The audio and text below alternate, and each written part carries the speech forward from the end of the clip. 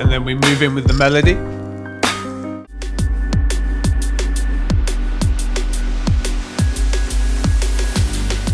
Hello guys, it's Unders and I hope the day is finding you well.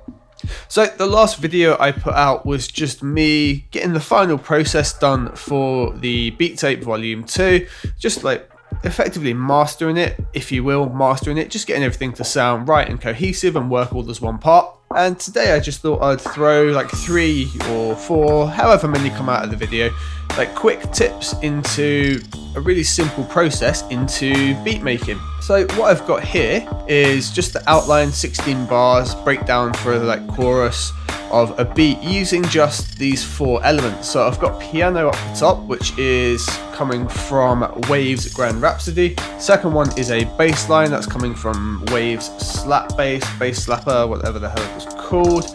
Literally a drum break.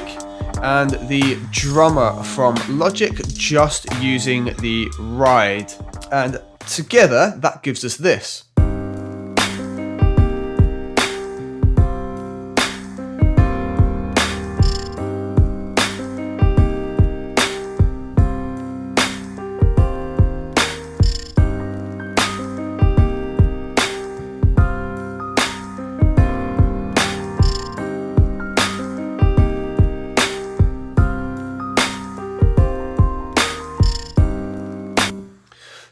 Super simple, right? But really effective considering we've just got literally 4 elements going on at the moment.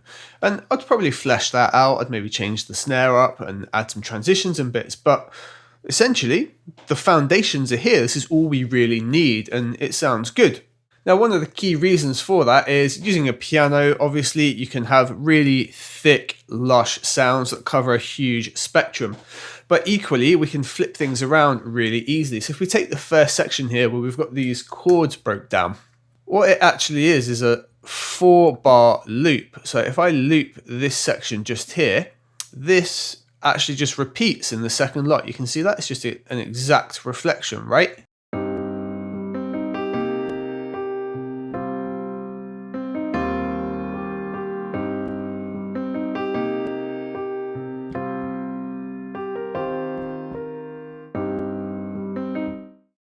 But what we've done, so we've got a change every 4 bars, we can just take the second melody in and out. The second melody just rides 1 octave above, technically 2 octaves because it fluctuates between the 2. And it just gives us an alternation on the chord and melody patterns we're already using. And they work because they could in theory be played left and right hand.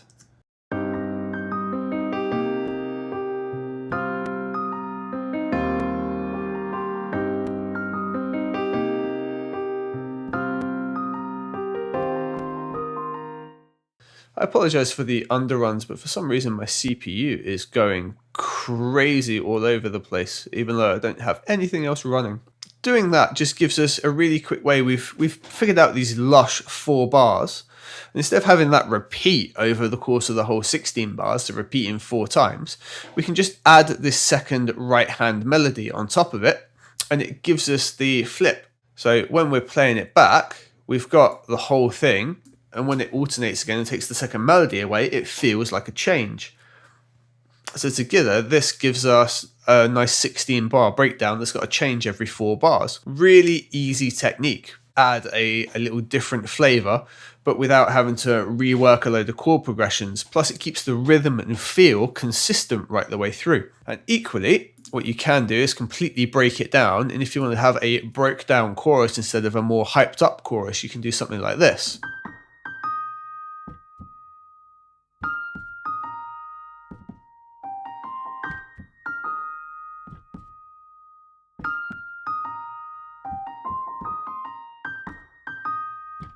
Those sounds you can hear, by the way, the Rhapsody takes account for a foot pedal in there, so you can actually hear that effect, so it feels a little bit more real. And if we listen to everything I just put together in that little section, in the breakdown.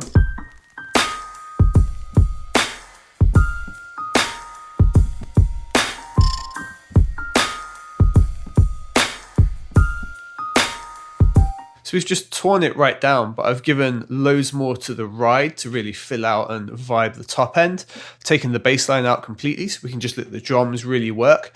And it works because we've got this melody in the second part of this little 8-bar section, so on our repeat of our 4 bars, and it will translate nicely in. Look.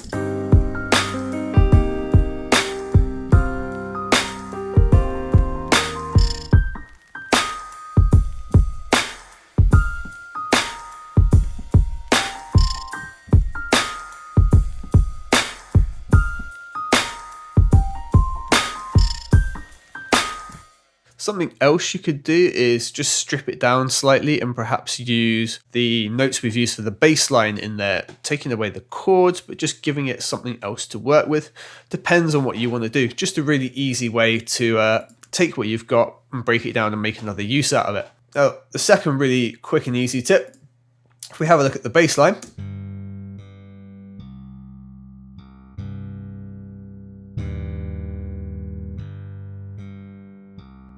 nothing special at all, not the most impressive thing to listen to on its own.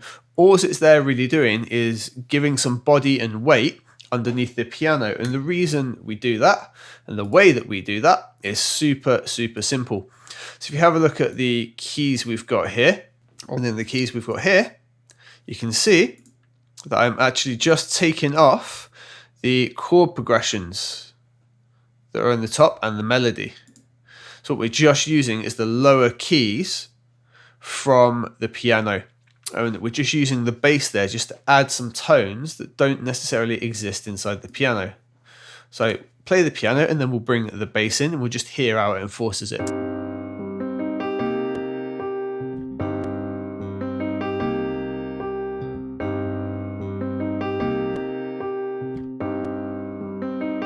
Yeah, just enforcing it a little bit and letting it do a little bit more, feel a little bit more, have a little bit more flavor.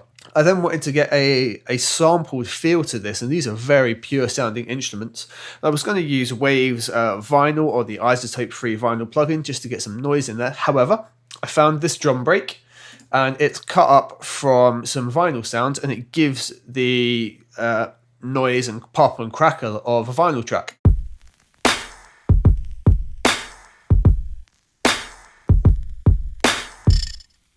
So that took care of 2 elements for me. It gave me my drums, it gave me the rest of my groove, and it gave me the vinyl presence, all from just taking that sampled break. Something to note on the groove, actually, on the piano just here. You can see over here on the left, I've got the swing at 48%. However, it's only actually applied to this melody section here. And the reason I've done that, I wanted it to be slightly different in timing to the chords, which are quite on point. I mean, there's a little bit of there's like a little bit of strum going on here and there, but for the most part it's locked right on the grid. Whereas I've just added a little bit of swing to these and you'll see they're just off place quite a lot and sort of all over, but it works because they're not exactly perfectly 1,000,000% on time with everything else, which sounds quite unnatural. This gives a natural feel to it by just swinging the melody different to what's going on here. Now, in terms with the groove on here, this break, if I remember rightly, it's 89 originally, and I've just used the flex pitch here and just cut it rhythmically and just let it do its thing. And as you can see, it's not bang on point everywhere. I mean, it's a little bit late in places, it's a little bit early in others, and other places I think the snares are bang on point, so that helps it swing nicely as well, and it works with the piano the way we've got that swung, which is why I did it by ear, which is how we ended up with the 48% there. The last thing I've done is just to add a little bit of flavor to it, and something that we can change over time is the drummer just doing its thing with the rides.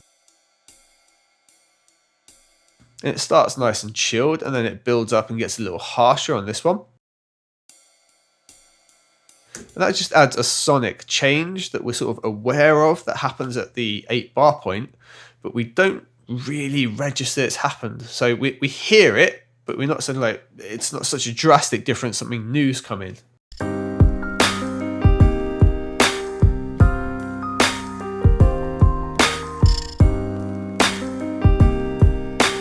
Yeah, it's just a little bit harder. It's a little bit faster feeling. It's got some more variations. And then when we come over to here, it's much faster, much harder, a lot more going on. And right at the end, we've actually got a little fill going on as well. And the idea of the fill is it transitions nicely back into the 16 here.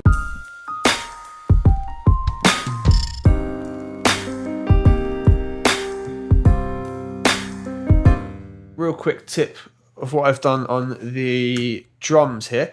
Just put one plugin on so far. As you'll notice, this isn't really mixed, aside for some really subtle balancing of bringing the drums down a little bit. This was like a really quite flabby, bottom-endy drum, and I needed some more body in it, and I've used max bass for that. So if we have a listen to it,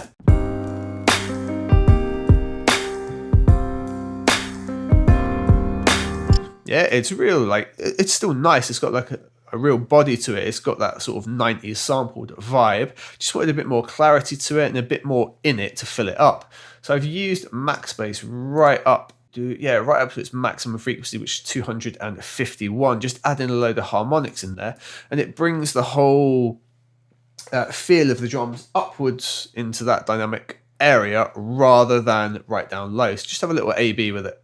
We'll even solo it.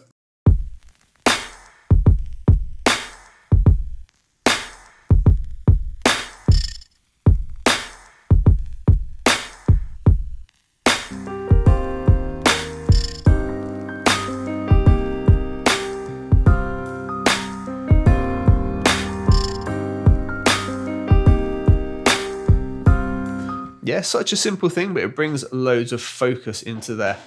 And those are just a couple of real quick things I thought I'd throw your way to maybe give you some ideas in your creation and prove that very few elements can put a whole track together. So thank you very much for watching. Thank you very much for subscribing. Don't forget to check out Beat Tape Volume 2 when it drops on April 30th. I'll link that down in the description. And bye.